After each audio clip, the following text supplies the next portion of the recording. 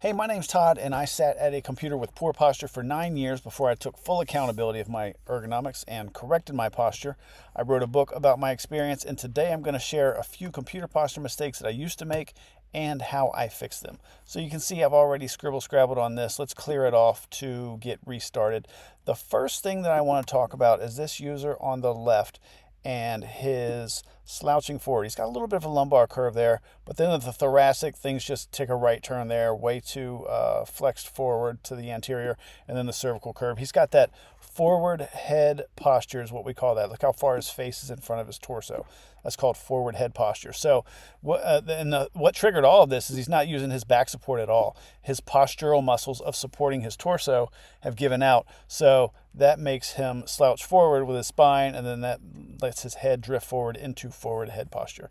If you look at the user over here on the right, he's got that slight lumbar curve, he's got that healthy thoracic curve, and then he's got that very slight cervical curve right there. But you'll notice he's taking advantage of that backrest.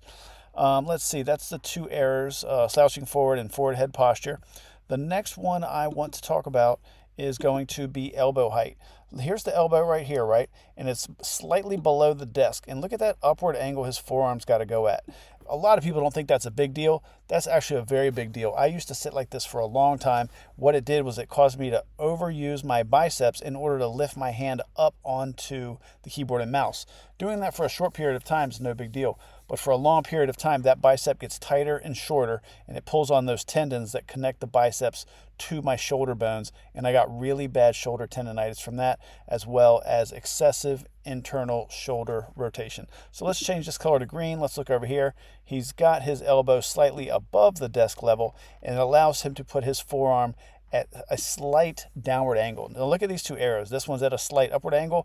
This one's at a slight downward angle. That very small degree of an angle made a huge difference for me and decreased my overuse of biceps and improved the health and function of my shoulder.